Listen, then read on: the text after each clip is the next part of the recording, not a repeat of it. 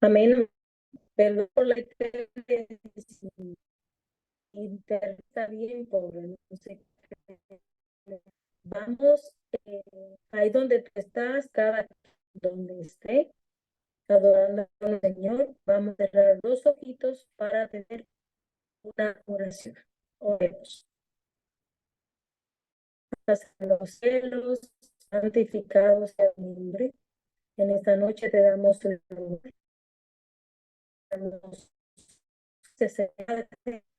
Gracias, Santo Espíritu, porque tú estás siempre con nosotros. Gracias por la presencia de tus ángeles y cuidado. En esta noche, Señor, de sociedades, buen tema.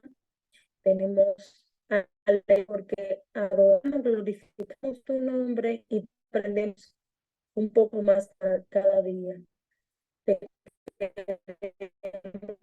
Somos tus hijos, pero somos pecadores y poco, Señor.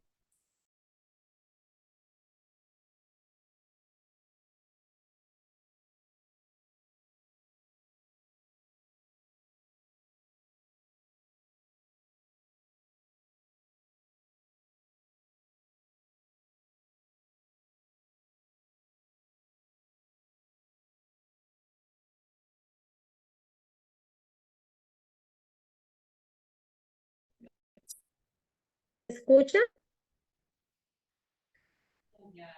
Ahora te ¿Aló? escuchamos, ahora te escuchamos.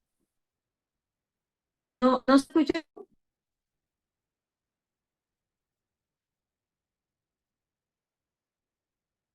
¿Aló? Se escucha un poco mal, Arodis. Ay, como déjame para la cámara. Quise. Así sí. ¿Ya se escucha un poco mejor, Feli? Te escuchamos regular, regular. Pues que se fue cosa peor.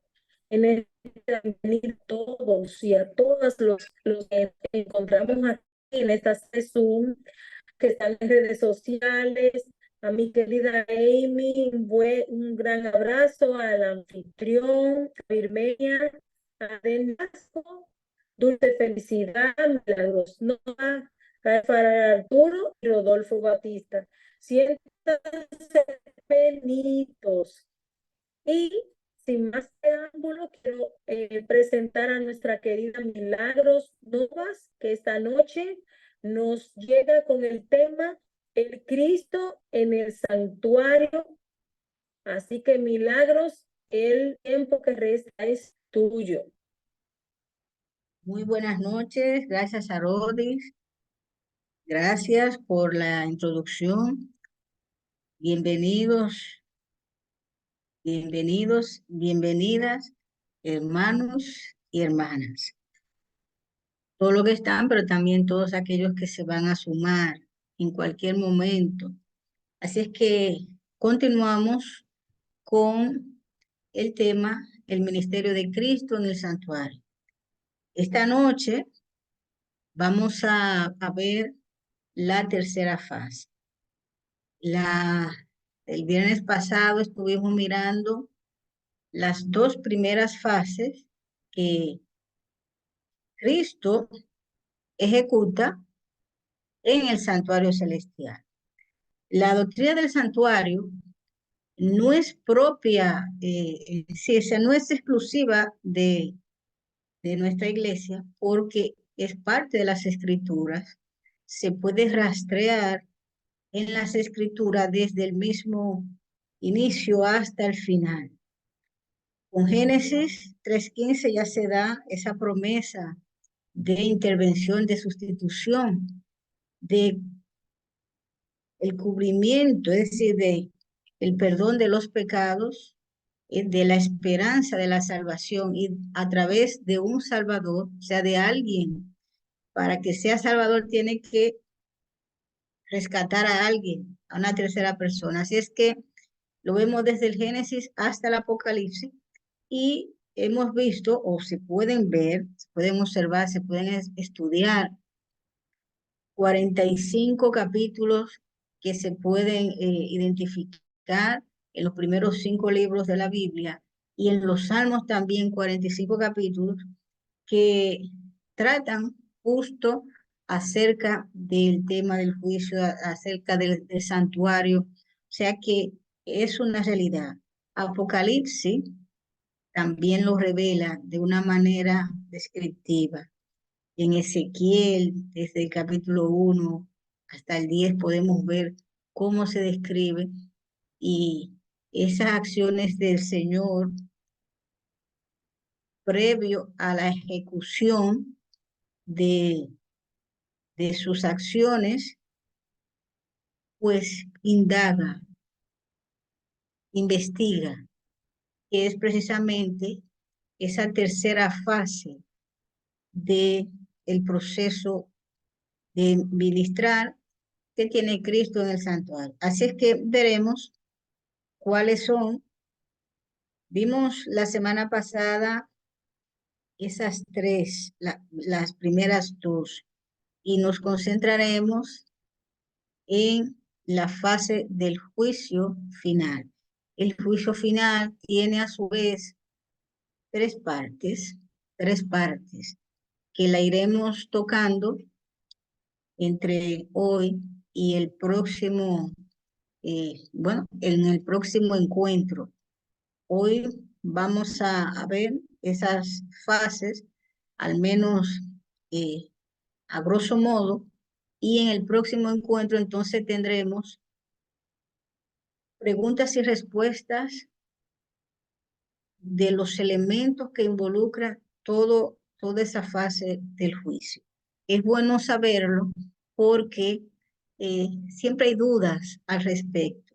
No es un tema que se toca todos los días. No es un tema que aunque nos da pavor generalmente, y tanto al que es cristiano como al que no, es un tema que suele dar pavor precisamente porque se desconoce. Sin embargo, es uno de los temas más importantes. ¿Por qué razón? Porque justamente ahora, mientras uno respira, es cuando se puede tomar la decisión para pedir auxilio al Señor y de manera intencional, de manera consciente, entonces solicitar esos servicios. ¿Por qué? ¿Y por qué hay que solicitarlo y no nos llega de manera automática? Porque, recordemos, Dios quiere estar con aquellos que realmente queremos estar con Él. Es decir, el Señor no quiere nada forzado, no quiere nada obligado, porque de ser así, podría entonces correr el riesgo de que suceda lo mismo que sucedió con Lucifer. Un desacato, una desvinculación, una rebeldía, y después de todo lo que estamos viviendo, realmente las consecuencias del pecado, Dios quiere asegurarse de que todo el que esté con Él, todo el que quiera irse con Él, realmente es porque lo quiere, es porque lo desea y de manera intencional lo ha solicitado. Así es que vamos de inmediato,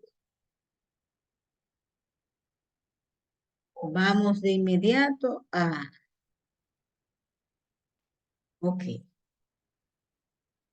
vamos entonces de inmediato a comenzar y iniciamos con una cita que se encuentra en Romanos capítulo 10, verso 12. Pero tú, ¿por qué juzgas a tu hermano? O tú también, ¿por qué menosprecias a tu hermano? Porque todos compareceremos ante el tribunal de Cristo, porque escrito está: vivo yo, dice el Señor, que ante mí se doblará toda rodilla y toda lengua confesará a Dios.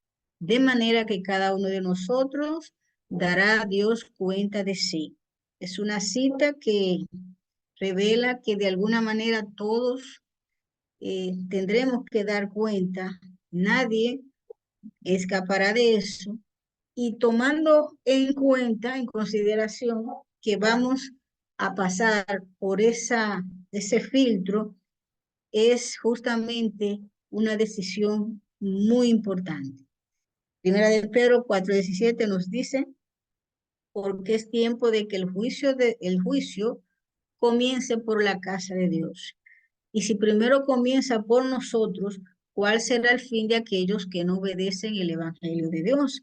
Es decir, por aquellos que en algún momento confesaron con su boca que quieren ser parte de ese redil del Señor. Y claro, sus nombres entonces se inscriben en el libro de la vida. Fíjense que es por ahí donde se comienza el juicio, porque el que no está inscrito ya de por sí eligió. Fíjese usted, el no elegir de manera intencional o de manera explícita automáticamente nos coloca en una de las dos posiciones, o dentro o fuera. Así es que lo que significa que el juicio comienza, esa revisión comienza primero por aquellos que en algún momento aceptaron al Señor como su Salvador. Y luego está Hebreos, capítulo 9,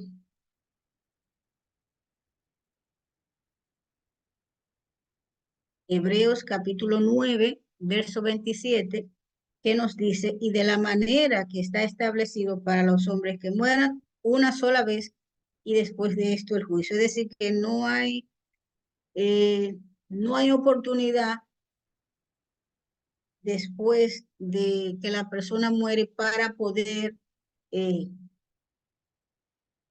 revertir cualquier decisión de lo que hizo o no hizo.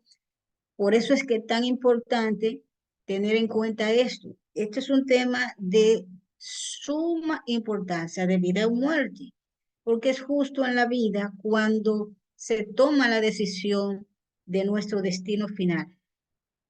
Y es un tema que aunque provoca cierto temor, cierta angustia, déjeme decirle que no hay necesidad, no hay por qué temer, porque Jesús está a nuestro favor.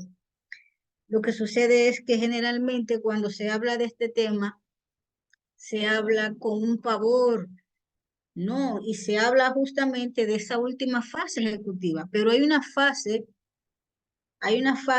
primera que en donde el Señor llama a conciliación, llama a todos para que busquen la manera con Él de llegar a un acuerdo. Es decir, Dios no quiere que nadie se pierda. Así es que es un tema que me hace recordar a menudo mis labores de docencia. ¿Y por qué?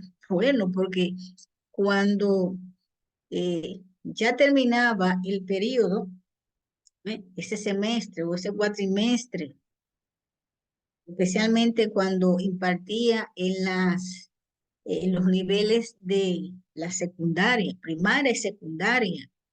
En esos primeros meses, bueno, cada mes se ponían sus calificaciones y esas calificaciones se sumaban para todo el periodo. Entonces, cuando llegaba el final del periodo, esos 4 meses o esos 6 meses, se sumaban esos promedios mensuales y de ahí entonces se dividían en todos esos meses, se daba un promedio. Todas esas notas mensuales, esas calificaciones se sumaban y se dividían en la cantidad de meses que tenía ese periodo. Y a eso se le sumaba la calificación del examen final. Pero antes de llegar al examen final, recuerdo que nosotros teníamos una semana de repaso. Y en esa semana, al final de la semana, solía entonces dar los promedios para que cada uno supiera lo que había acumulado, de tal manera que para el examen final pudiera prepararse. Ese día Siempre lo recuerdo porque era muy característico. Ese día, cuando terminaba el proceso de repaso, entonces había mucha expectación porque los alumnos sabían que se le iba a dar ese promedio y observaba cómo los estudiantes aplicados estaban gozosos esperando que le dieran ese promedio porque ellos ya sabían que iban por los sobre 80 o sobre los 90 puntos de promedio, mientras podía observar aquellos estudiantes que de alguna manera su comportamiento y su respuesta a las asignaciones no fueron del todo buenas. Aquellos que no tenían un comportamiento muy, que no tenían buena disciplina en el aula, se notaban así como cabizbajo y consecuentemente solían no ser tan puntuales con sus asignaciones y en algunos casos no las cumplían. De manera que se podía observar esos dos grupos, se podían observar esas dos reacciones, ese panorama en una misma sala, en una misma aula, ambos grupos se notaban diferentes. Cuando se les daba ese promedio, muchos de ellos ahí se regocijaban porque ya estaban pasados, ya tenían el curso pasado, o sea, ya podían transferirse al siguiente, pero necesitaban el examen final. Así que, ¿qué hacía? Bueno, cuando les daba el promedio y esos que tenían sobre los 90 puntos, 95, pues exonerados, cuando escuchaban esa palabra, se ponían, pero súper contentos. Ay, no, qué bueno, no tengo que examinarlo. No tiene que examinar. Yo les exoneraba a aquellos que pasaban de 95 en adelante, porque dígame usted, un estudiante que tiene promedio mensual de 80, 85, 90, 95, ¿usted cree que necesita un examen final para demostrar que es un estudiante efectivo? No, no necesita un examen final.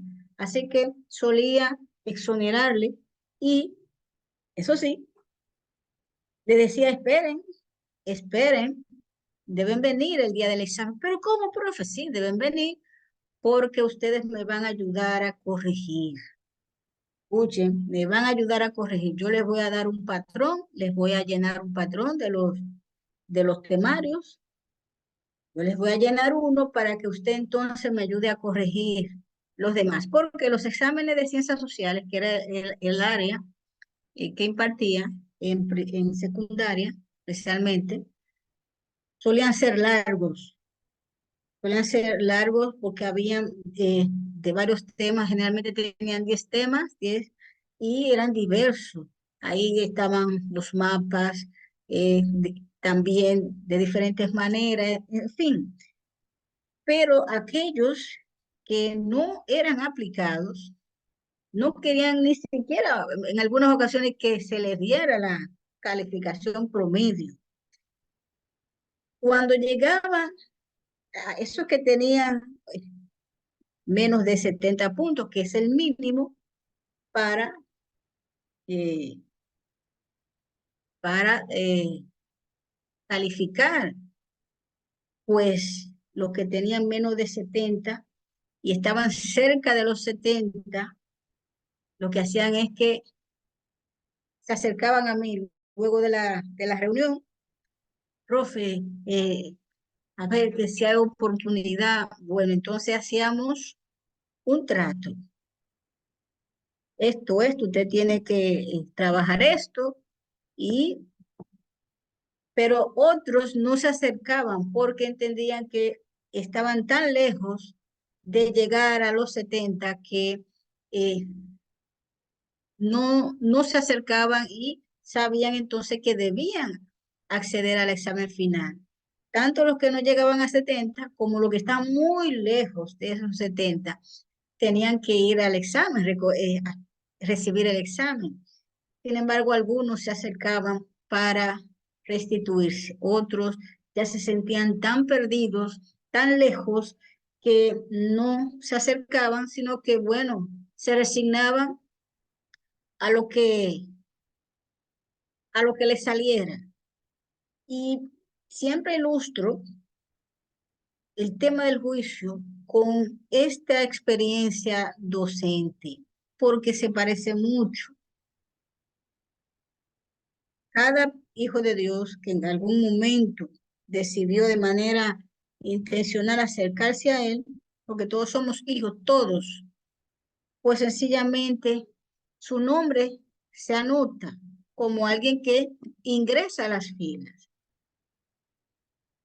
Pero, claro, ese libro registra, que de eso hablaremos en el próximo encuentro, con las preguntas y respuestas que traeré, que recogen esas inquietudes. En fin, es que cuando llegaba el día del examen, pues sencillamente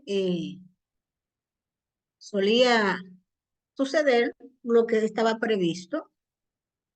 Los que habían sido exonerados me ayudaban. Ellos también corregían, escuchen, corregían un detalle que es muy similar a algo que vamos a ver aquí. Corregían. Los que estaban quizás perdidos, pero se acercaron. Profe, en estos días yo voy a, lo que me falta hacer, hacían el esfuerzo y lograban tener por lo menos 70 para entonces ir con un promedio bueno a los exámenes.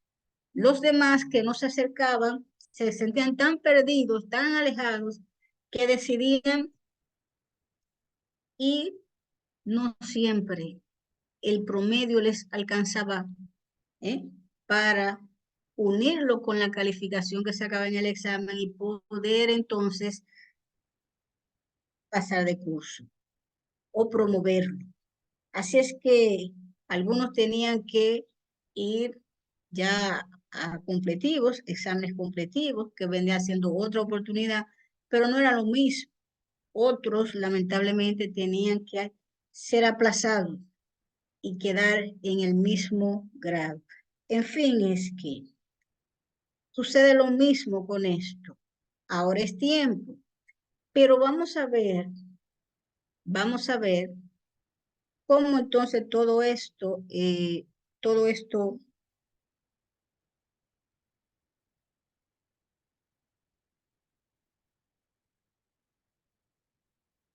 así es que vamos a ver la tercera parte. Recuerden que vimos la primera y la segunda en el encuentro anterior. Así que en la primera y en la segunda fase del ministerio que está llevando Cristo en el santuario, tiene que ver la parte sustitutiva, pero también la parte de mediación.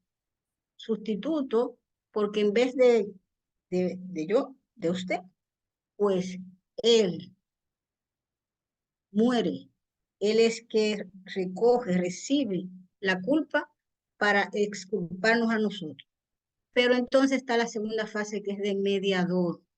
Es decir, el canal, hay un solo mediador, dice las escrituras, entre Dios y los hombres. Cristo, hombre, es decir, hay un ser humano ahí arriba. ¿Por qué Cristo, hombre? Porque se hizo carne, se hizo uno como nosotros para poder ser canal. Ningún ser humano podía hacerlo, ni siquiera los ángeles. Tenían que ser uno como ellos. Y la deidad entonces decidió, entre ellos, Padre, Hijo, Espíritu Santo, entre ellos decidieron quién sería. Así es que esas dos fases Cristo la cumple. Pero hay una tercera, que es la del juicio, que es la parte clave también para dar acceso a cada uno de los que viven esta tierra, pero que hay un proceso para hacerlo. Veremos entonces. Y eso se hace a través del santuario que hay en el cielo, el verdadero tabernáculo que el Señor erigió y no el hombre. En él ministra Jesús a favor de nosotros. O sea, no debe haber temor para un docente, y lo digo como docente, para un docente real, un docente que ama a sus alumnos. Lo principal no es la clase, sino el alumno para quien prepara esa clase. Todo se centra en ese estudiante para que pueda avanzar en la vida. Así es que pone a disposición de todos los creyentes los beneficios de su sacrificio. ¿Por qué los creyentes? Porque, escúcheme, la salvación no puede hacer nada por aquellos que no creen. Deben creer, debemos creer.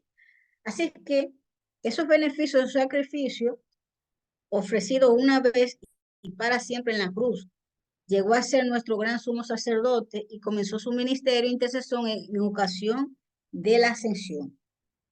Esos sacerdotes, ese ministerio sacerdotal, ese santuario terrenal que por muchos años llevó los ritos a través del pueblo de Israel, revelaba todo eso que Cristo haría. Entonces, también veremos cómo en una fecha específica, esa parte, esa segunda parte que tiene que ver entonces la erradicación del pecado, cómo se cumple y que da inicio a esa segunda y última fase de su ministerio. Eso tiene que ver con el juicio investigado. Y es justamente en este momento en que se encuentra la humanidad pasando por ese proceso. Aquí se elimina definitivamente el pecado porque tiene que hacerse y prefigura la purificación que se hacía en el antiguo santuario hebreo. Es decir, lo que se hacía allí no era más que como si fuera una clase, como si fuera una imitación, un drama, por decirlo de una manera, de lo que se haría en el cielo, para que se pudiera entender. Así que en ese servicio simbólico, el santuario se purificaba mediante la sangre de los sacrificios de los animales, pero era una sola vez al año. Vamos a ver. Sí, exactamente, esa primera etapa del juicio. Así que veremos entonces ese juicio investigador revela las inteligencias celestiales, o sea, a todo el universo no caído, porque recordemos, el planeta Tierra no es el único que tiene personas.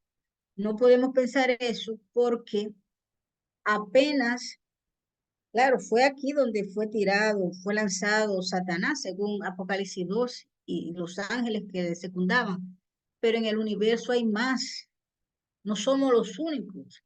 Y es verdad, no somos los únicos que estamos en el universo. Hay más seres, pero el mundo, los caídos, estamos aquí. Fue aquí donde se tiró a Satanás y a los ángeles y fue justamente aquí cuando Adán y Eva, o donde Adán y Eva pues también cayeron. Así es que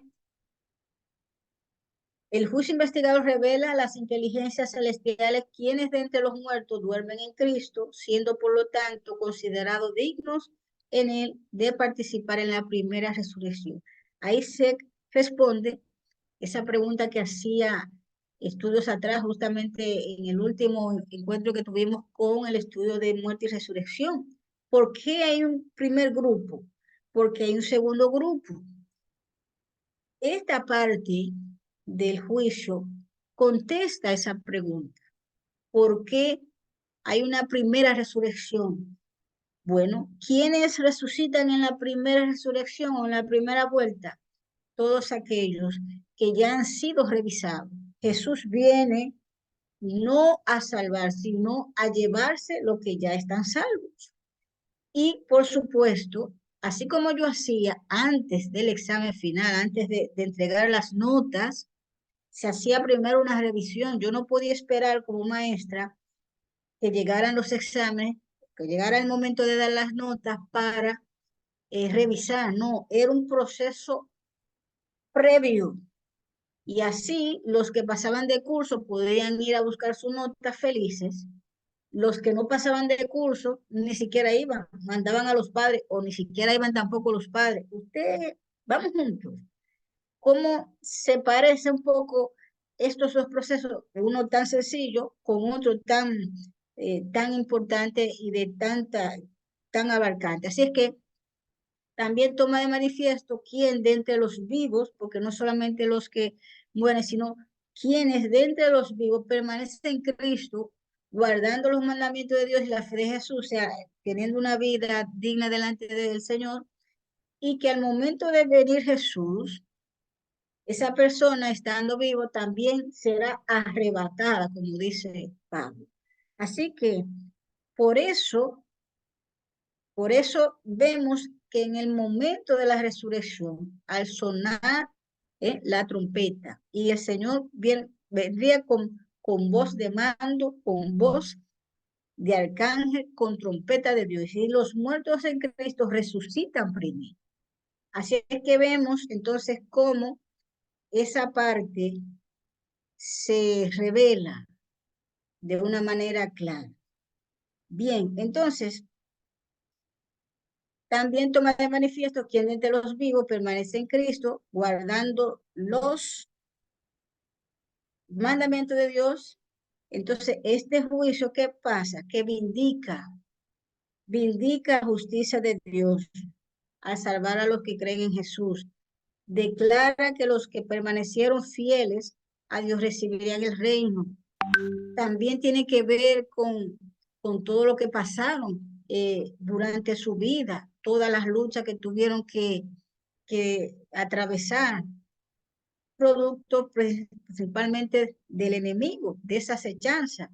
Entonces, la conclusión de ese ministerio señalaría el fin del tiempo de prueba otorgado a los seres humanos antes de su segunda venida. Y claro, ahí comienza con la primera resurrección, pasa al milenio, y en ese transcurso del milenio, de los 1000 años, hay algo que sucede, hay un proceso que sucede que lo tocaremos más adelante. Así es que a través de todas las Sagradas Escrituras se presume de la existencia de un santuario o templo celestial. Esto no es una imagen, eso es real. Eso es real. Por lo tanto, es claro que la Sagrada Escritura presenta el santuario celestial como un lugar real. Lo dice Hebreos 8:2. Hebreo, yo digo que Hebreo, el libro de Hebreos es como el libro que recoge y enfrenta a Levítico con el Nuevo Testamento. Es como que lo une. Hebreo es como un puente entre ese antiguo y ese Nuevo Testamento, que de por sí el Nuevo Testamento lo que hace es que confirma lo que dice el antiguo.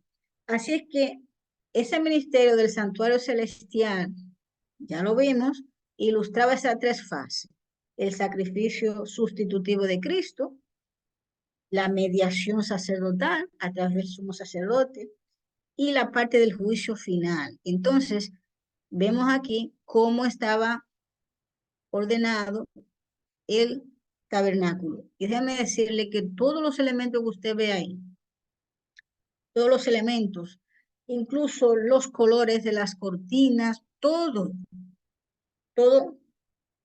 todo conducía a Cristo. Todo.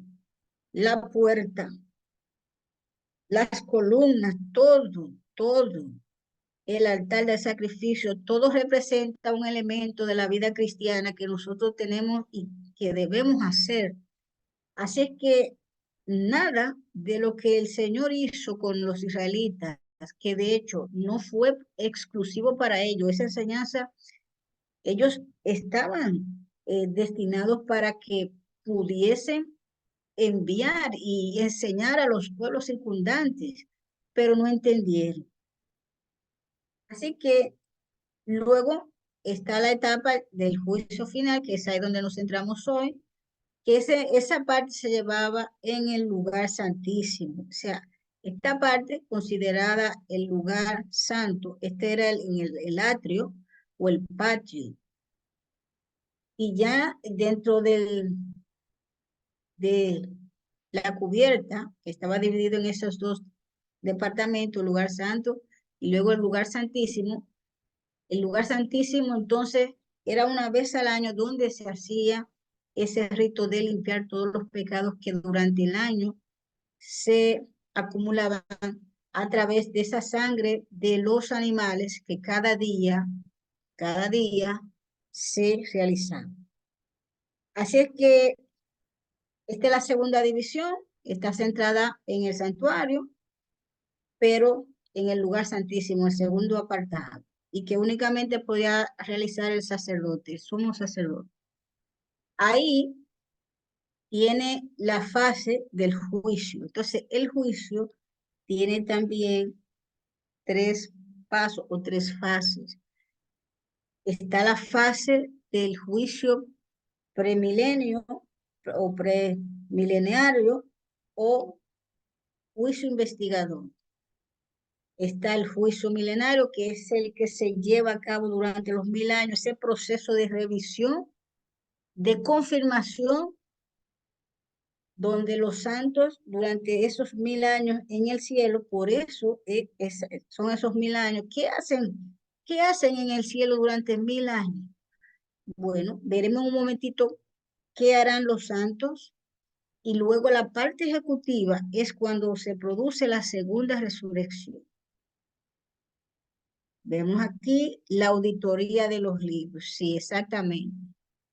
Exactamente. Y me sorprende mucho, o sea, de que estos pasos, estas etapas, no son desconocidas para nosotros que estamos hoy en cualquier lugar del mundo, porque son pasos que la mayoría, al menos las que conozco, de los sistemas de justicia del mundo, tienen esos pasos. Por ejemplo, el juicio investigador, que es la fase de instrucción que se lleva en un tribunal, en un proceso de litigio. Entonces, cuando las partes son llamadas, revisadas por el Ministerio Público, ahí se revisan todas las pruebas, y entonces, mire, justamente en esa etapa es que muchos de los acusados deciden colaborar. Y entonces pasan de ser de acusado a colaborador. Fíjense, porque decidieron reconocer que habían fallado y que son parte de la trama, que ellos sí realmente habían hecho lo que de los hechos que se les imputan, sí, ellos son responsables, reconocieron. Y es justamente en esa fase del juicio premilenario en el que el Señor está revisando. No se sabe por dónde va, o sea, por qué orden, por qué persona, no se sabe. Por eso es que cada uno debemos vivir de una manera que podamos estar listos en el momento que cerremos los ojos, porque esa es otra cosa. Ese es un detalle quizás más importante, porque si uno supiera el día que cierra los ojos, dijera, bueno, yo voy a vivir mi vida como quiero y como sé que me voy a morir en tal fecha, pues me arrepiento, pero yo no sé, no puedo decir eso, no lo puedo decir. Así es que tengo que vivir como si hoy fuera mi último día. Y justamente en esa primera fase, que es en el que estamos, hay una revisión de todos los expedientes, de todos aquellos que ya durmieron, que están en el sueño eterno, que están en la tumba. Se están revisando sus casos, pero también se revisarán aquellos que estén vivos, que en el momento de que Cristo regrese, seguirán vivos. O sea que no sabemos. Así que en ese previo estamos todos bailando, porque se está revisando. Y justamente ahí es cuando en ese proceso de instrucción, es cuando tenemos la oportunidad de recapitular, de acercarnos a esa parte de la justicia para que entonces reconocer que sí, yo reconozco que he cometido esto, aquello. Ahora paso de ser acusado a colaborador. Oiga, anote eso ahí, anote esa, paso de ser acusado a ser colaborador. Muy bien, entonces está el juicio milenario y la parte ejecutiva. En el juicio previo es en el que estamos. Es en el que estamos. Esa parte se centraba, describía esa parte, esa fase, la remoción de los pecados del santuario, que es la fase investigadora. O sea, hay que, hay que ver quiénes son los que realmente son y quiénes son los que no son. Miren, Levítico 16. Bueno, si usted puede leerlo completo, tranquilamente. Al inicio es un libro que posiblemente no llame la atención, pero después cuando uno, me pasaba lo mismo, cuando uno se da cuenta de lo que encierra ese libro, el libro de Levítico, Números, Deuteronomio, realmente uno le coge mucho aprecio porque son joyas. Y en el caso de Levítico, entonces describe todo lo que se hacía, pero la parte que más me impactaba era cuando llegaba ese día, porque describe que los israelitas se compungían, tenían tanto temor porque todo el mundo se preguntaba si habría sido perdonado.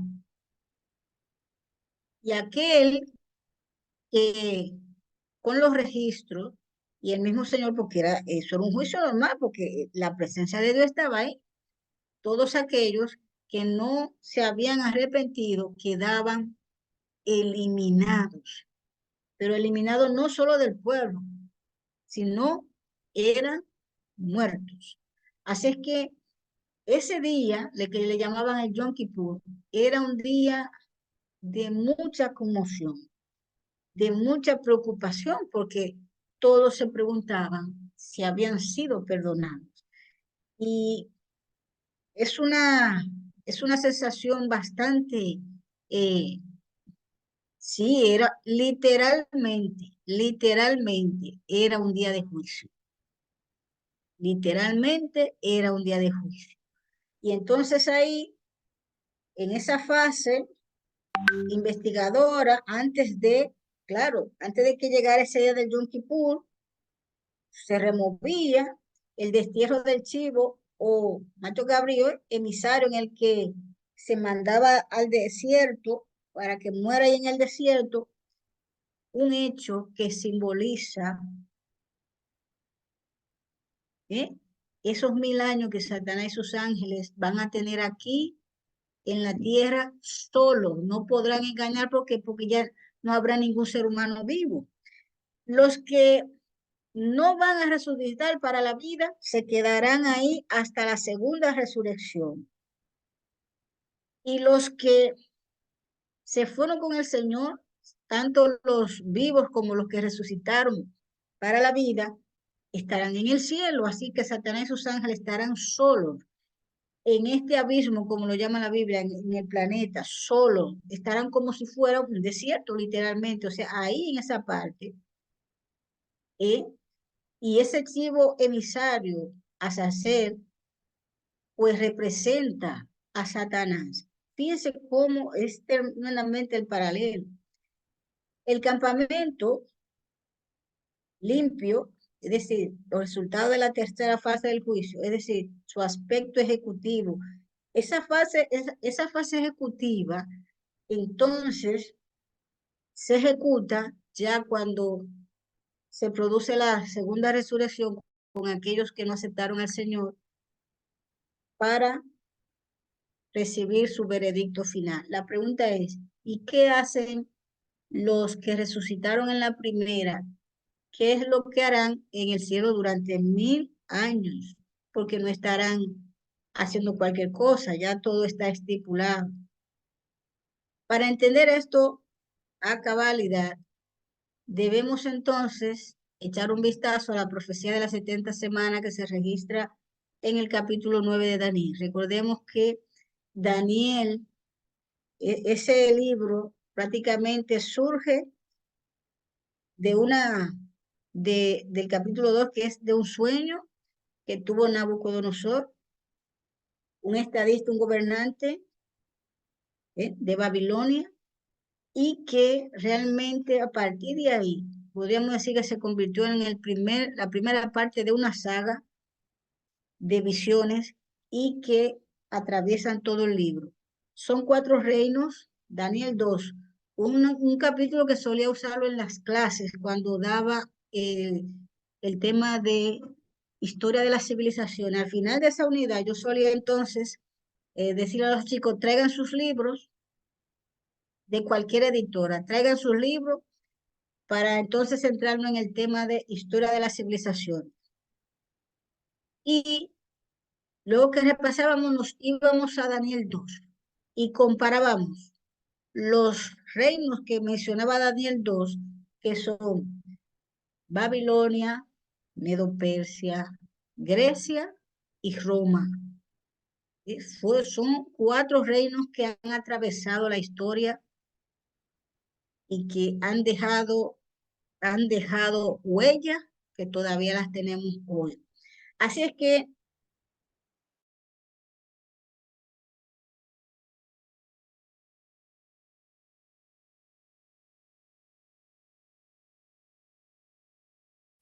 la piedra que rompió la estatua. Bueno, a partir de ese sueño, entonces las demás visiones que tuvo Daniel se centraron en esos reinos, hasta que llega un momento en que Babilonia no aparece porque ya Medo-Persia la quita de medio y así sucesivamente hasta nuestros días.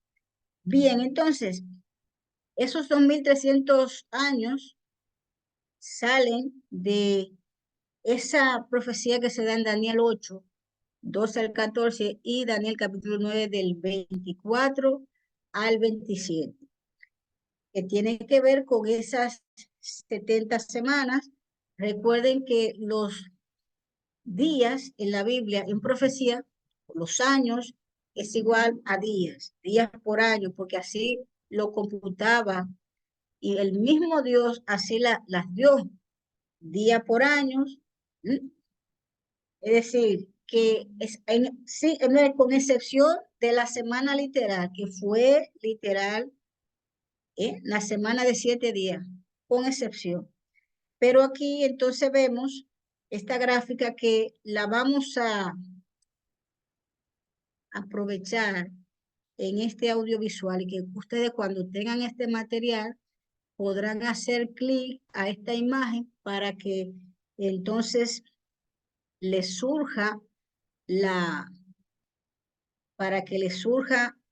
video. Así es que lo que vamos a ver en este momento será, vamos a ver ese audiovisual.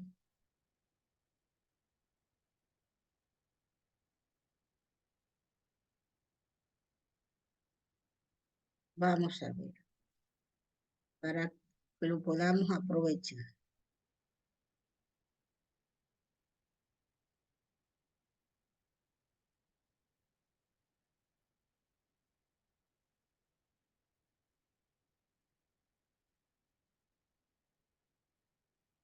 Vamos entonces. Vamos a echar aquí la hora de su juicio. Esos enlaces también están al final de la presentación, o sea que ustedes lo van a... En 1938, Nicholas Winton, un joven británico de origen judío convertido al cristianismo, tenía un exitoso trabajo de corredor de bolsa en Londres. Pero cuando las tropas de Hitler invadieron Praga, el amor de Winton por sus hermanos judíos lo llevó a hacer lo que para muchos fue una completa locura. Decidió abandonar su exitoso trabajo y dedicar todos sus esfuerzos en rescatar a niños judíos de la capital checa. ¡Qué lindo! ¡Un sacrificio de amor! Su plan fue enviar a los niños al Reino Unido. Una vez allí, consiguió familias que les dieran albergue. ¿Y cuál fue el resultado? Gracias a las acciones de Nicolás Winton, 669 niños judíos sobrevivieron al holocausto nazi. ¿No les parece hermoso lo que hizo? Su historia nos recuerda lo que hizo Cristo por nosotros. Jesús era mucho más que un exitoso corredor de bolsa en Londres. Él, siendo en forma de Dios, no estimó el ser igual a Dios como cosa que aferrarse, sino que se despojó a sí mismo, tomando forma de siervo, hecho semejante a los hombres. Y estando en la condición de hombre, se humilló a sí mismo, haciéndose obediente hasta la muerte y muerte de cruz. Cristo fue juzgado como un pecador, a fin de que nosotros pudiéramos ser juzgados como justos. Y bien sabemos cuándo fue la hora del juicio para Jesús, pero también es necesario que sepamos cuándo es la hora del juicio para la humanidad. Por eso, Escuela Sabática Like presenta la serie 3 mensajes cósmicos, lección 6, la hora de su juicio. Lo primero que debemos tener bien claro es que debe haber un juicio antes de que Cristo venga. ¿Por qué? Porque si cuando Él regrese va a separar las ovejas de los cabritos y además vendrá para recompensar a cada uno según sea su obra, es porque antes de que Él venga ya se sabrá quiénes serán salvos y quiénes no. Y para eso se necesita un juicio previo a la segunda venida. El libro de Daniel nos indica el inicio de ese juicio. Así que sintonicemos bien la emisora y escuchemos lo que oyó el profeta Daniel de labios de un ser celestial en su visión del capítulo 8 de su libro. Hasta 2300 tardes y mañanas. Luego, el santuario será purificado. Daniel, como todo judío, sabía el significado de la purificación del santuario, pero había algo que no entendía, el significado de los 2300 días. Por eso la pregunta de esta semana es, ¿qué momentos importantes se mencionan en la profecía de los 2300 días? Primera parte, el inicio de la profecía. ¿Les gustan los acertijos? ¡Sí! ¡Mucho! Pero pueden ser desesperantes. Así es, para el profeta Daniel, la profecía de los 2300 días era un acertijo difícil de resolver.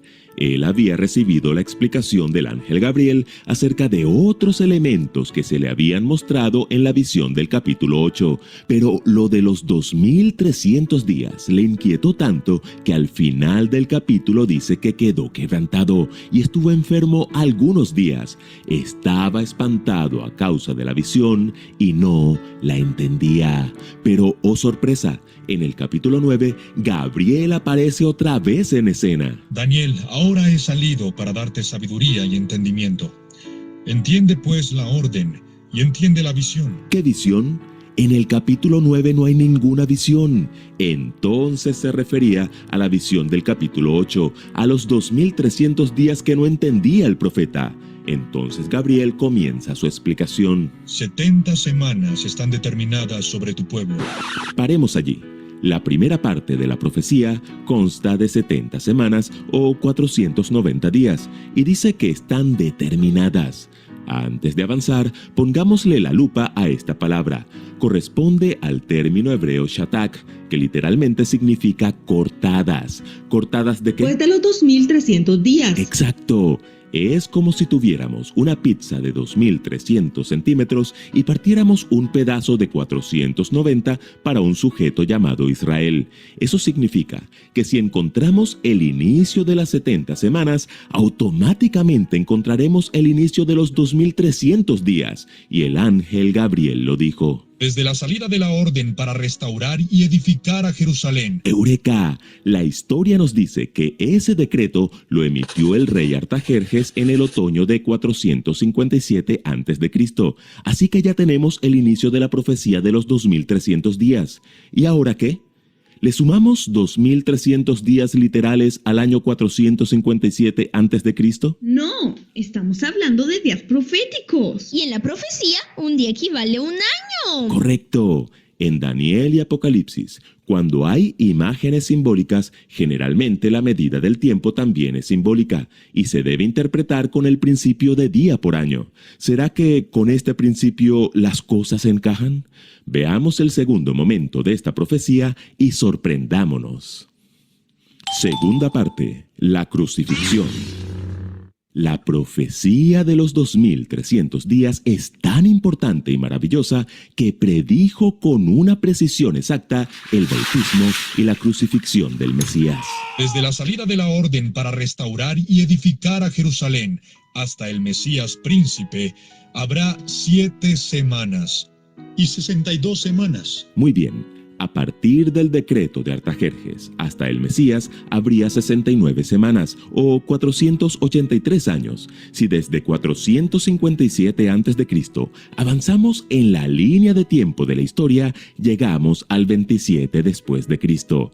La palabra Mesías significa el ungido y justo en el año 27 Jesús, el Mesías, se bautizó. Daniel predijo cientos de años antes el año exacto del bautismo de Cristo, el momento en que Jesús comenzaría su ministerio. Pero aún nos falta la última semana de las 70. Y después de las 62 semanas, se quitará la vida al Mesías. ¿Lo notan? A mitad de la última semana, es decir, de los últimos 7 años, Cristo haría cesar el sacrificio y la ofrenda. Justo en la primavera del año 31, 3 años y medio después de su bautismo, Cristo dio su vida en la cruz y el sistema de sacrificios perdió todo significado. Estas predicciones se cumplieron en cada detalle, más exactamente en la Pascua. Justo cuando el sumo sacerdote ofrecía el Cordero Pascual, Cristo, el Cordero de Dios, fue sacrificado. Tercera parte, la hora del juicio. Repasemos. En la profecía de los 2300 días, años, las primeras 70 semanas o 490 años fueron cortados, especialmente para la nación judía de la antigüedad y para la primera venida del Mesías. Partiendo del 457 a.C., ¿cuándo terminaron esos 490 años? En el año 34 después de Cristo. Correcto. Año en el que, con el apedreamiento de Esteban, la nación judía rechazó definitivamente al Mesías y el Evangelio pasó a ser predicado a los gentiles. Ahora, si le restamos esos 490 años a los 2300 años, ¿cuántos años nos quedan? 1810 años. Exacto. Esta segunda parte, de 1810 años, se aplica al pueblo de Dios, tanto judío como gentil, y apunta hacia la purificación del santuario celestial. Y si partiendo del 34 de nuestra era, sumamos 1810 años, ¿a qué año llegamos? Al año 1844 de nuestra era. Conforme a la profecía de Daniel, ese año comenzó la purificación del santuario celestial. Para entender lo que comenzó a ocurrir en el cielo, debemos entender lo que ocurría el día en que se purificaba el santuario terrenal, que era el día de la expiación o día del juicio. Allí se hacía un servicio diario y un servicio anual. En el servicio diario, el pecador traía un animal hasta el atrio, confesaba sus pecados, poniendo sus manos sobre él, y allí el animal era sacrificado. Luego el sacerdote tomaba parte de la sangre y la llevaba hasta el lugar santo, donde rociaba con ella el velo que dividía el lugar santo del lugar santísimo. Así, la ruta del pecado partía del pecador hacia el animal y del animal al santuario. Como esto se repetía día tras día, simbólicamente, el santuario se llenaba de pecados, por lo que era necesario un día especial en el año para purificarlo. Es como si todos los días barriéramos la casa y lleváramos la basura al patio. Aunque la casa esté limpia, el problema no está solucionado del todo. La basura está acumulada. Necesitamos un día especial para sacarla, que se la lleve el camión y ahora sí, dejar limpia toda la casa. Bueno, en el santuario, ese día era el día de la expiación o día del juicio. ¿Con qué se purificaba? Con lo mismo que se purificaba al pecador, con sangre. Por eso la Biblia afirma que sin derramamiento de sangre no hay remisión de pecados. En el santuario celestial ocurre lo mismo, pero en escala real. Cuando Jesús ascendió al cielo, entró en el santuario, ya no para ofrecer la sangre de chivos y becerros, sino su propia sangre. ¿Lo notan? Cuando confesamos nuestros pecados, estos pasan de nosotros a Cristo, el Cordero de Dios, y de Cristo al santuario celestial, donde han sido acumulados, por lo que, tal como en el terrenal, se necesita un día de juicio para ser purificado. En 1844, Cristo, nuestro sumo sacerdote, pasó al lugar santísimo para iniciar el día del juicio en el cielo. Por eso el primer ángel de Apocalipsis 14 clamó: Temed a Dios y dadle gloria, porque la hora del juicio ha llegado. ¿Deberíamos tener miedo? No. Así como esos niños de Praga se ponían en las manos de Nicolás Winton y fueron salvados de la guerra, tú y yo, como niños, debemos ponernos en las manos de Cristo para ser salvados en el juicio. Es el único camino, porque hay un solo mediador entre Dios y los hombres, Jesucristo. Escuela Sabática Live.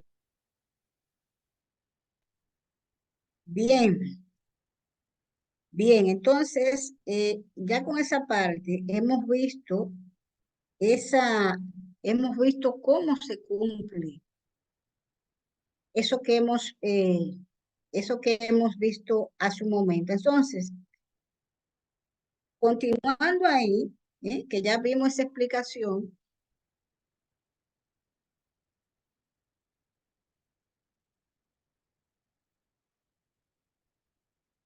y que se llegó justo a ese día típico de la expiación que lo vimos en el video, esa hora de juicio, según Daniel, que tiene que ver con el tiempo del fin, cuando nuestro Salvador comenzará su obra especial de purificación, que ya la comenzó. Así es que tanto la profecía de Daniel 7 como 8 revelan esta amplia perspectiva en el resultado final de la gran controversia. Y con este completa esa otra parte de cómo ese proceso de juicio que se lleva y se llevará a cabo, pues sencillamente va a nuestro favor y de todo aquel que decida venir a Jesús. Así es que realmente veremos esta otra parte para poder entenderlo mejor, que sería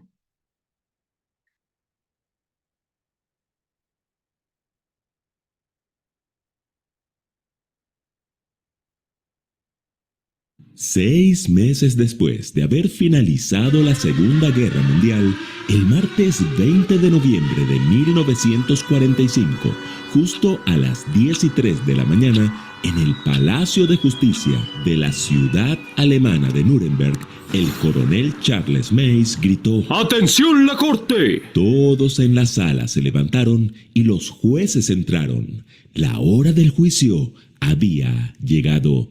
¿Quiénes eran los acusados? 24 líderes nazis señalados de haber ayudado a Hitler en su maquinaria de destrucción y exterminio contra la humanidad. Los juicios de Nuremberg, ¿les parece que fueron una buena o una mala noticia? Imagino que para los criminales fue una muy mala noticia. Correcto. Especialmente para aquellos que nunca se arrepintieron y sabían de antemano que iban a ser condenados. Y supongo que para otros fue una buena noticia. Claro, para los países vencedores y para muchas víctimas del holocausto nazi, pero ¿sabían que para algunos acusados el juicio resultó ser una buena noticia?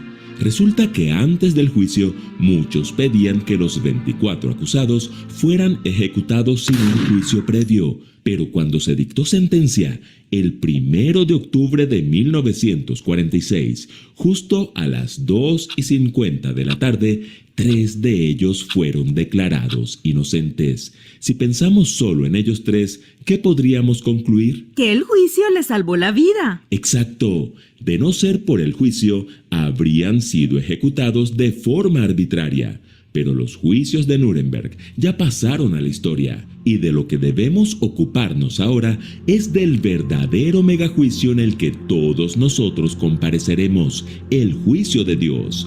Por eso, Escuela Sabática Like presenta la serie 3 mensajes cósmicos. Lección 5. La buena noticia del juicio. La Biblia es clara. Dios es un Dios de amor, pero también es un Dios de juicio. Abraham se refirió a Dios como el juez de toda la tierra. Salomón advirtió que Dios traerá toda obra a juicio juntamente con toda cosa encubierta, sea buena o sea mala. Pablo fue enfático al afirmar que cada uno de nosotros dará cuenta de sí a Dios. Y ahora el primer ángel de Apocalipsis 14 grita: Temed a Dios y dadle gloria, porque la hora del juicio ha llegado. Esto para muchos puede resultar aterrador. ¿Cómo nos defenderemos ante el que conoce nuestros más profundos secretos?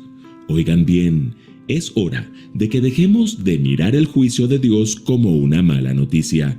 ¿Por qué? Porque como los 24 acusados de Nuremberg, de no ser por el juicio, todos deberíamos ser ejecutados. La Biblia dice que la paga del pecado es muerte, y aquí todos somos pecadores. Es gracias al juicio que una parte de la humanidad será declarada inocente y recibirá la vida eterna, y eso hace del juicio de Dios un juicio de esperanza. Sí, el conflicto cósmico entre Cristo y Satanás, que es la verdadera guerra de las galaxias, terminará con un juicio. Pero salir victoriosos de ese juicio no es tan difícil como muchos piensan. Por eso la pregunta de esta semana es: ¿qué escenas de la Biblia nos dan esperanza frente al juicio de Dios? Primera escena, libro de Daniel, capítulo 7. ¿Cuál es el libro profético del Nuevo Testamento? El Apocalipsis. ¿Y el del Antiguo Testamento? El libro de Daniel. Estos libros son complementarios. Correcto. Si fueran películas, harían parte de una misma saga, y tendríamos que mirar ambas para entender la trama completa. En Daniel 7, al profeta se le muestra el surgimiento y la caída de los reinos de este mundo, y luego la escena del juicio. Miremos qué fue lo que le mostró Dios a Daniel en visión. Estuve mirando hasta que fueron puestos tronos, y se sentó un anciano de días, cuyo vestido era blanco como la nieve y el pelo de su cabeza como lana limpia. Su trono, llama de fuego, y las ruedas del mismo, fuego ardiente. Un río de fuego procedía y salía de delante de él. Millares de millares le servían y millones de millones asistían delante de él. El juez se sentó y los libros fueron abiertos. ¿Lo notan? Daniel está describiendo el inicio del juicio de Dios. ¿Impresionante? Claro que sí, pero lo que sigue es alentador. Y he aquí, con las nubes del cielo venía uno como un hijo de hombre, que vino hasta el anciano de días. Jesús aparece en escena, se acerca al Padre, que es el juez, el anciano de días, y a Jesús se le da la victoria. Y le fue dado dominio, gloria y reino. Su dominio es dominio eterno, que nunca pasará, y su reino, uno que no será destruido. Finalmente, Jesús le da la victoria a su pueblo. Y que el reino y el dominio y la majestad de los reinos debajo de todo el cielo sea dado al pueblo de los santos del Altísimo. La escena del juicio de Daniel 7 nos brinda esperanza porque el pueblo de Dios sale victorioso y recibe el reino eterno. Si el surgimiento y la caída de los reinos de este mundo se ha cumplido a la perfección, no hay por qué dudar del juicio de Dios y de la victoria de Cristo y de su pueblo. Segunda escena, libro de Apocalipsis, capítulo 4. En Apocalipsis 4, Juan ve una puerta abierta en el cielo y recibe una invitación del mismísimo Jesús. Sube acá y te mostraré lo que ha de suceder después. ¿Qué vio Juan a través de esa puerta abierta? He aquí un trono establecido en el cielo, y en el trono uno sentado. ¿Lo notan? Es muy parecido a lo que vio Daniel. A Juan también se le está mostrando la escena del juicio, pero con otros detalles. Dios el Padre está en su trono rodeado de seres celestiales. Hay truenos y relámpagos que simbolizan los juicios de Dios. Y en el versículo 4 dice que hay 24 ancianos alrededor del trono. ¿Quiénes son estos 24 ancianos? Plantearemos dos posibilidades. En el antiguo Israel había 24 órdenes en el sacerdocio levítico. Estos sacerdotes representaban al pueblo ante Dios. En Primera de Pedro 2:9, el apóstol declara que los creyentes somos real sacerdocio. Estos 24 ancianos tal vez representen a todos los redimidos que un día se regocijarán alrededor del trono de Dios.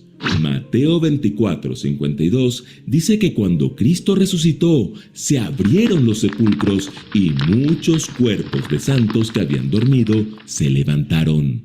Efesios 4:7 y 8 dice que esos que resucitaron ascendieron al cielo con Jesús. Los 24 ancianos tal vez se traten de una representación de este grupo. Sea cual sea el caso, estos 24 ancianos, ¿a quiénes representan? ¡A los redimidos! Exacto. La escena de juicio de Apocalipsis 4 también nos brinda esperanza porque el trono de Dios aparece rodeado de seres humanos que enfrentaron tentaciones como tú y yo las enfrentamos, pero que por la gracia de Cristo y el poder del Espíritu Santo vencieron en el juicio. Están vestidos de blanco, símbolo de la justicia de Cristo que cubre y limpia sus pecados, y tienen una corona de oro en su cabeza que representa que son victoriosos en la batalla contra el mal y que son parte del linaje real y celestial. Tercera escena, libro de Apocalipsis, capítulo 5. En Apocalipsis 5, Juan sigue contemplando la corte celestial, pero ahora hay una nueva escena, muy dramática por cierto. Se menciona un libro escrito en ambos lados. Está sellado con el sello divino, y nadie del cielo ni de la tierra puede abrir el libro. Los seres celestiales tiemblan. El asunto es grave. Ningún ángel puede representar a la humanidad en el juicio. Juan llora porque nadie puede abrir el libro.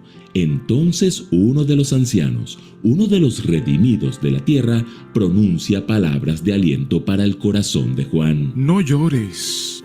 El león de la tribu de Judá, la raíz de David, ha vencido para abrir el libro. Entonces Juan miró y vio que en medio del trono y de los 4 seres vivientes y en medio de los ancianos estaba en pie un cordero como inmolado. ¡Ese es Jesús! El Cordero de Dios, que quita el pecado del mundo. Correcto. Jesús es nuestro representante en el juicio. Toma el libro y lo abre. Todo el cielo estalla en alabanza. El libro contiene un registro de lo que Cristo hizo en favor de la humanidad, la victoria sobre las tentaciones de Satanás, la muerte en la cruz del Calvario, su resurrección e intercesión, que ofrecen salvación para todos los que eligen por fe responder a su gracia. La escena del juicio de Apocalipsis 5 también nos brinda esperanza, porque Jesús entra en escena como el héroe de la película para salvarnos. No tienes por qué pensar con miedo en el juicio de Dios, porque el propósito del juicio no es descubrir lo malo que eres, sino revelar lo bueno que es Dios. Si en los juicios de Nuremberg, dirigidos por seres humanos imperfectos, sesgados por las heridas abiertas que dejó la guerra, 3 líderes nazis que casi tenían la soga en el cuello fueron declarados inocentes, ¿con cuánta más esperanza debemos nosotros mirar el juicio de Dios? Jesús nos representa en el juicio, derrota los poderes del mal y da la victoria a su pueblo. Por eso el canto en la corte celestial dice: digno eres de tomar el libro y de abrir sus sellos, porque tú fuiste inmolado y con tu sangre nos has redimido para Dios de todo linaje y lengua y pueblo y nación, y nos has hecho para nuestro Dios reyes y sacerdotes, y reinaremos sobre la tierra. Escuela Sabática Like les invita a seguir estudiando juntos la serie 3 mensajes con...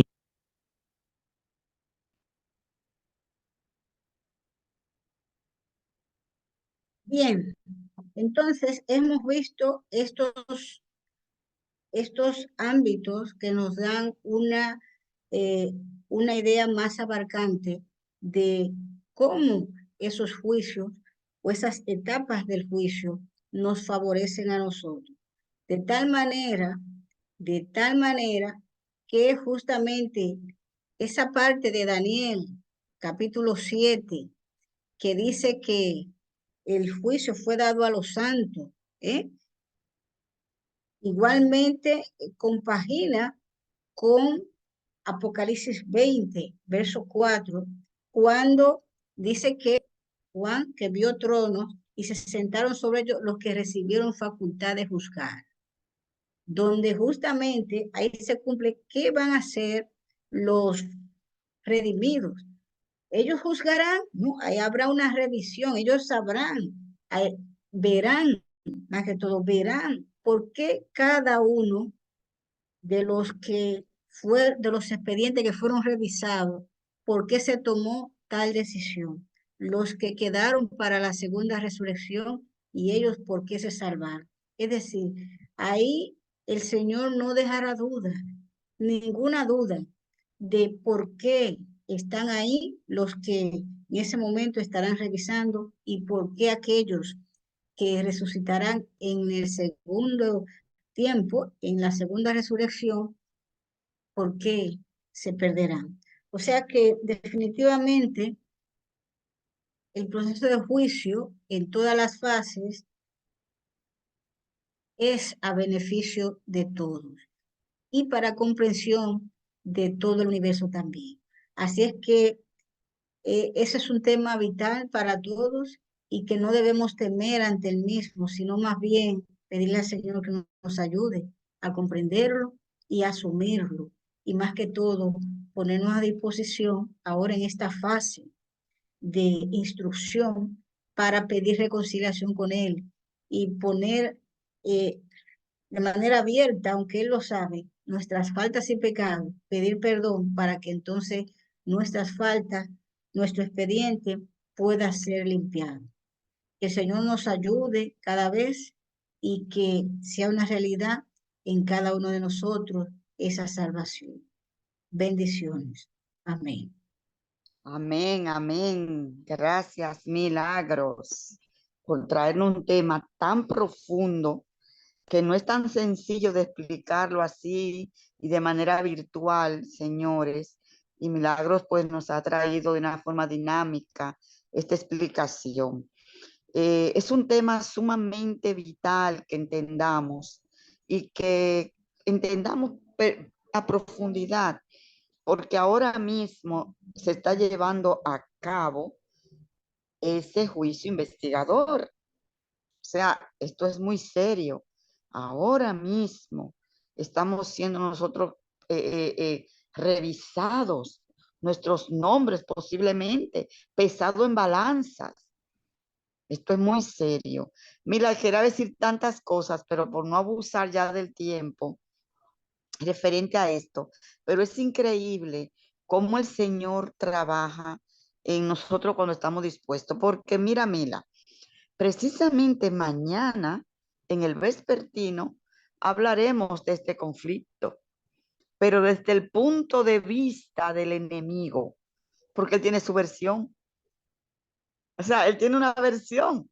Y si ustedes quieren saber cuál es esa versión, que nos compete a todos conocerla, mañana vengan al vespertino que nos vamos a entrar de muchas cosas interesantísimas. Y va compaginado con el tema de esta noche. Increíble, pero es así. Así es que, Mila, gracias por traer nuestra tremenda lección que nos motiva a estar preparados cada día debido a este juicio investigador, a esta purificación que se está llevando a cabo en el santuario celestial, que es purificando nuestra vida, Sí, que yo creo que purificándonos. todas esas pruebas, todo lo que uno pasa de alguna manera, como que por algo lo hará, lo permitirá el Señor, definitivamente. Efectivamente, exactamente, es purificándonos a nosotros. Y el que no esté purificado sabe que no va a ver a Dios, ¿verdad? Lo dice Mateo. Verán a Dios lo limpio de corazón, el libro de Hebreos. Y Mateo también. O Sí, sea que vamos ya a despedirnos esta noche diciéndole a todos muchas gracias y que tengan un feliz descanso. No se pierdan la programación de mañana sábado, que está muy buena, muy interesante. Y mira, despiden en oración y luego bien. le vamos a dejar cuando Mila termine de orar con 2 alabanzas para que la disfruten y canten a toda voz. Mila, despiden en oración.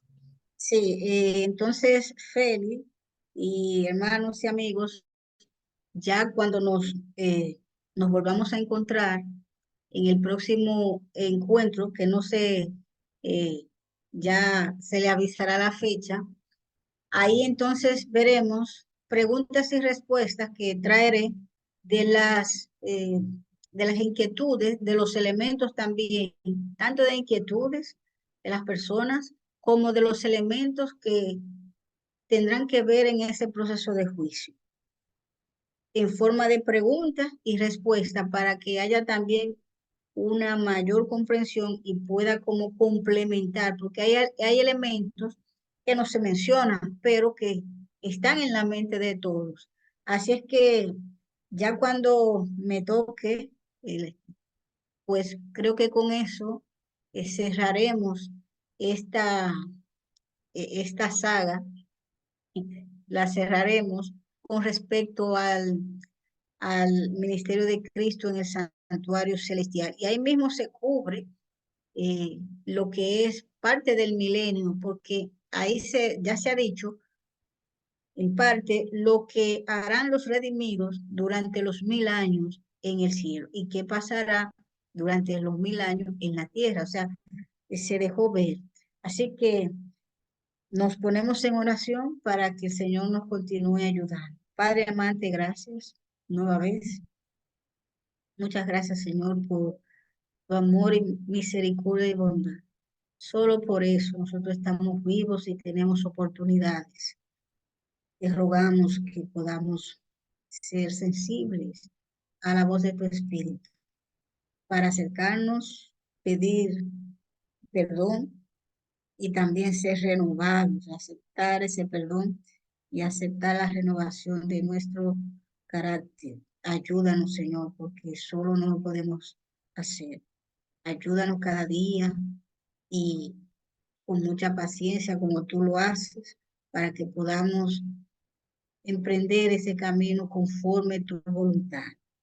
Luego, por todos los miembros de Amigos de Betania, también por todos aquellos que estuvieron presentes hoy, por los que estarán disfrutando, consumiendo este encuentro de esta noche de manera diferida. Señor, sé con ellos. Tócale a través de tu espíritu para que también puedan entregar sus vidas a tiempo. Muchas gracias, Señor, por esta bendición. En el nombre de Jesús. Amén. Amén. Muchísimas gracias. Y ya será pues cuando nos avisen. Y así concluimos con este tema del misterio de Cristo en el santuario celestial.